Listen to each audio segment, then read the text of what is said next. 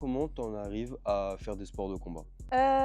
Du coup, j'étais, à ce moment-là, j'avais envie de commencer le grappling comme je disais, c'est parce que je connaissais une personne, qui faisait ça. Il m'avait un peu montré comment ça fonctionnait, ce que c'était. Je m'étais dit: «Ah tiens, ça a l'air sympa», mais je voulais pas commencer avec, dans une section mixte qui est donc une section où tu as que des gars, parce que c'est hyper intimidant quand tu es une femme. En plus, je suis pas la plus grande, débutante. Bon, bah, voilà, tu arrives dans un cours de grappling en plus, donc le truc où tu es collée au mec et tout, je m'étais dit: «Non, c'est trop», enfin moi ça m'impressionnait en tout cas, donc j'avais cherché une section féminine.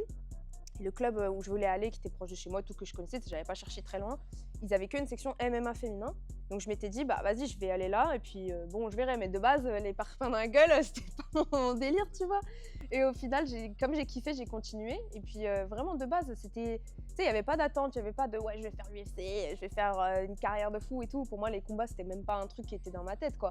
C'était vraiment, pour le fun, pour, trouver un peu une autre activité que la muscu que je faisais beaucoup à ce moment-là et qui bon voilà, c'était un peu redondant et au final j'ai kiffé et j'ai continué.